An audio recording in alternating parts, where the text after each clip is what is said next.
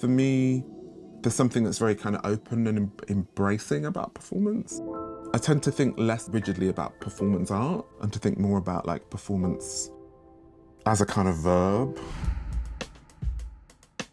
I like the way in which the verb to perform has these two parts. So it's thinking about what are you doing? So who is performing and what is the nature of that? I'm Harold Offeh. I'm an artist based in Cambridge. I work with performance. I work in social arts contexts with communities, producing collaborative events and projects. Generally, I think there's an interest in histories. I'm really interested in memory in the form of archives, but also personal memories, and how that helps to sort of shape our understanding of self.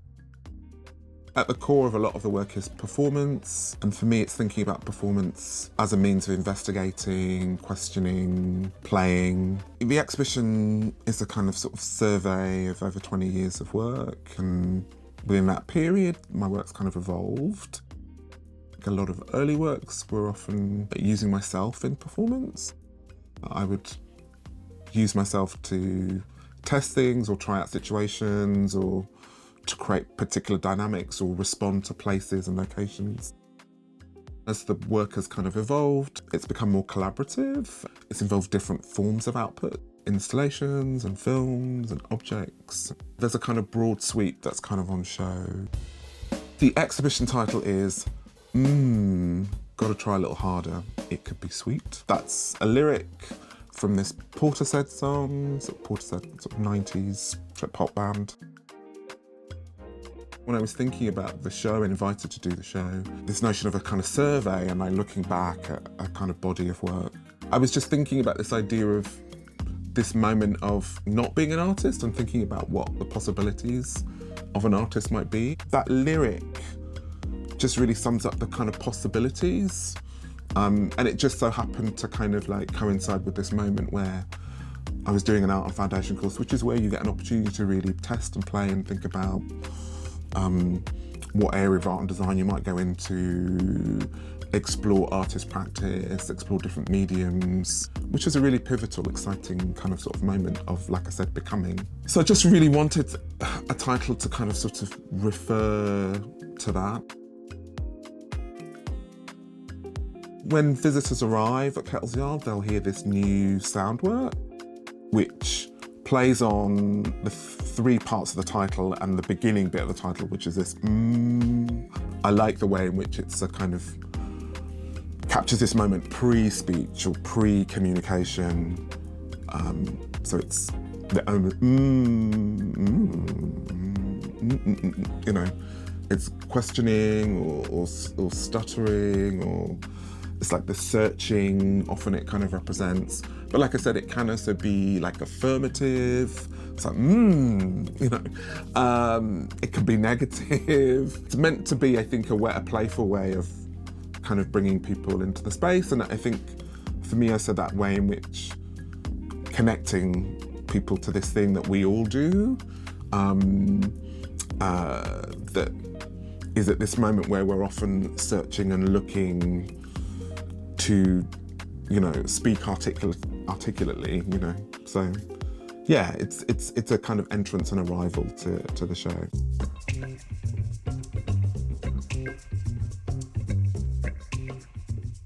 Gallery 1 of the show is kind of under this sort of banner of Gotta Try a Little Harder, and I think it's leaning into maybe some of the more earlier works, a lot of works where I'm performing and doing actions or durational attempts at things.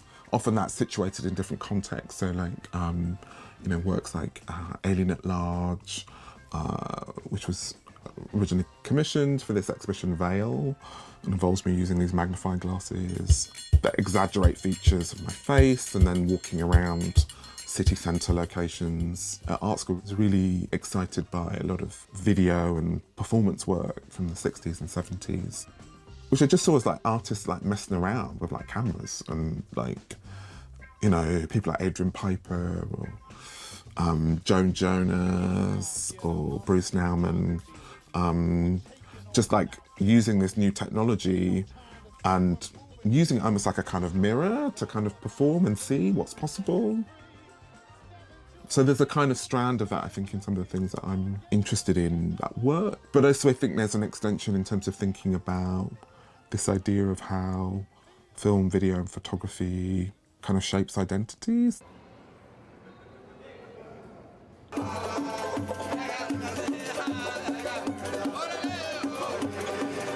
Haroldinho is a work that was developed in the early 2000s, came out of a residency with Gasworks, just a gallery in London, and Triangle Arts. I had the opportunity to be in Rio de Janeiro for 3 months, which I think was kind of this really formative residency. Being in Rio for 3 months, I was very seduced by, like, this was a new culture to me, but also I think a new terms of reference in terms of artists. So like these amazing Brazilian artists that I sort of discovered, you know, Elliot Oiticica, Legia Clark. I mean, people who are really known now, but maybe were less well known, certainly in Europe and North America back then. And I was really, really excited about the way and dynamics of a lot of kind of like sort of modernist Brazilian art, the way it kind of played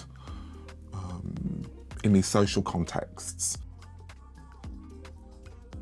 While I was out there, myself and the other artist, Lisa Chung, we'd taken samba lessons. So we're kind of mapping this quite, in some ways touristy, but also trying to engage with like histories. Samba, that seemed like a sort of like cliche of Brazil. It's also very deeply political in terms of it comes out of its relationship to like histories of enslavement and different communities, in terms of indigenous communities, but also, yeah, the connection to West Africa is in that music and that dance style. The structure of the piece is me taking on this Haroldinho name, which is a name that Brazil, I mean, people are familiar with footballers, Robinho, Ronaldinho. Then the idea of this performing and decorated this costume, this worker's uniform with like items from the carnival stores. And then, yeah, I just kind of decided to kind of perform at these different locations.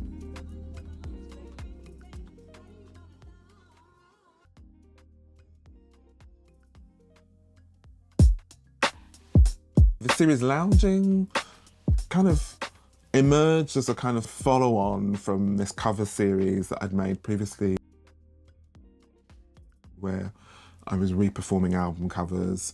And those album covers were really like mostly of sort of black female singers posed on album covers. In the course of doing that work, and I'd kept coming across these images of like black and Latino singers in this pose, this like lying down, reclining pose. A lot of them from the like 80s. And I was like, oh, this is like, there's a moment where this kind of like pose has currency in popular culture and through the kind of framework of the like album cover. I kept finding these, so like people like Lionel Richie and Billy Ocean. A lot of people associate with, you know, Michael Jackson's Thriller album is a very well-known example, and I was just interested in what was at stake in these cultural figures posing in this way, adopting this pose, and the fact that in art history, this pose has a long, certainly the Western canon, like going back to antiquity, but also, yeah, sort of modernist, you know, Manet's Olympia, you know, all these like figures, reclining figures. So the work evolved through like re-performing. There's a particular album cover by this American soul singer Teddy Pendergrass that is very pivotal. So I would re-perform that. Similar to the covers work, the kind of re-performance is a way of like working through and asking questions. And for me as a performative gesture, it's about annotating the original. And I like the way in which that re-performing and parody works within popular culture, like on TikTok and YouTube. Like, I think when people are re-performing, they're often asking questions and they're exploring and they're experiencing in an embodied way this thing that is historical or is like, you know, is out there, but they're bringing it close to them and they're asking questions. And you're in conversation with this original thing. So for me, the process itself establishes a kind of relationship, a critical inquiry with, in this case, these historical images from the 80s.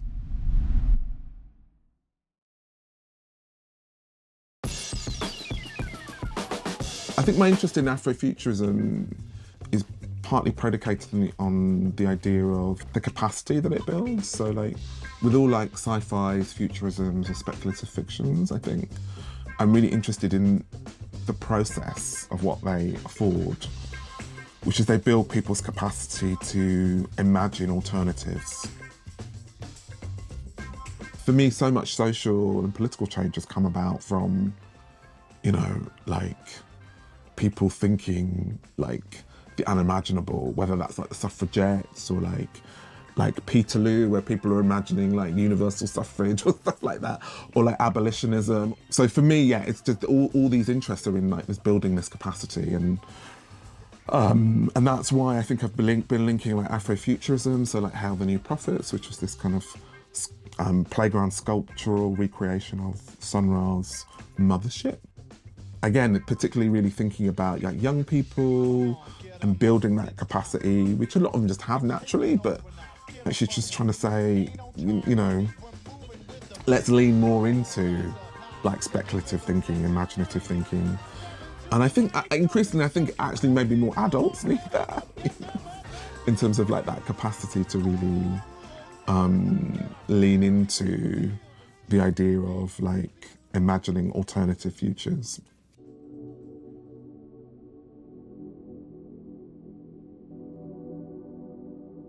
Stranger in the Village is a work that I made in 2019 and emerged from an invitation to develop a work in a city in Japan called Mito. Well, actually, when I left Ghana, I never dreamt of coming to Japan. Or I didn't know much about Japan, actually. My target was to go to Europe. In preparation for going, I read this essay by James Baldwin, the Black American writer, called Stranger in the Village. So the title comes and refers to that short essay. And that essay is talking about his experience of being in Switzerland and in a Swiss village in the Alps that his lover was from, but spending summers there and being the only person of colour there, and that then becoming this catalyst of like, what does it mean to be othered, to be different, but how that experience in Switzerland was different from the experience of being othered in America, in New York, where he was actually from. That partly informed what I wanted to do, which was this idea of, okay, I am the stranger in the village. What's that dynamic of coming into a space? The installation is kind of formed of these 3 videos, and the videos contain sort of like talking heads with these different people from the communities that I was meeting. We also have these other voices. There's a voice of a Japanese queer activist who's been advocating for kind of more rights through culture, through making magazines, but also just through this kind of visibility within Japanese culture. And then an academic from the University of Tokyo talking about the history of migration in Japan. Japan has this mixed relationship with immigration and imperialism and colonialism and all these things. And interspersed with that are me documentations from the residency where I was like performing. So I'm lounging in these different spaces. So it's about me placing myself in these different locations again. There's me cycling around, there's me doing karaoke, there's me, making these attempts to navigate this location and map my experience through kind of gestures and actions. Social engaged projects, and I think social arts projects and participatory works have kind of been a key strand within my practice. And I think for me, they kind of represent this opportunity to kind of encounter and collaborate and cooperate and facilitate not only my own learning, but other people's learning. So I often think about these projects as framing learning, where I might be bringing a prompt or a starting point or a question, and there's an opportunity to kind of navigate that and exchange that with other people, and collectively we produce things. Been based in Cambridge for about 11 years, nearly 12 years. And yeah, I think being in the city, obviously kind of Kettle's yard is like a kind of key asset and key part of the cultural infrastructure, and I've been fortunate enough to kind of work with Kettle's Yard in different guises. And this opportunity to be part of the open house residency, was this really amazing opportunity to kind of work with communities across North Cambridgeshire at a time when I was living in North Cambridgeshire, which is, I think, really interesting. It's the first time I'd done a residency in a place that I actually lived. Cultural diversity, I think, in Cambridge is a relatively small place. It's really extraordinary. Through things like the Arbury Carnival, which has this really amazing kind of history, that became the catalyst for thinking about this project, which was called The Gathering. It was partly trying to lean into like this history within Cambridge, going back to medieval times of like feasts. So like there are kind of examples of kind of like villages having these kind of feasts, like in the summer, of kind of gathering, people sharing food. And I wanted to kind of lean into that kind of sort of history, but also acknowledge, I think, the kind of cultural diversity of the city.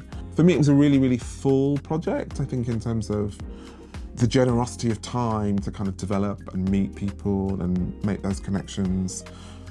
And then the opportunity to really kind of showcase that and create this kind of community event, you know, to showcase all the things that have been produced.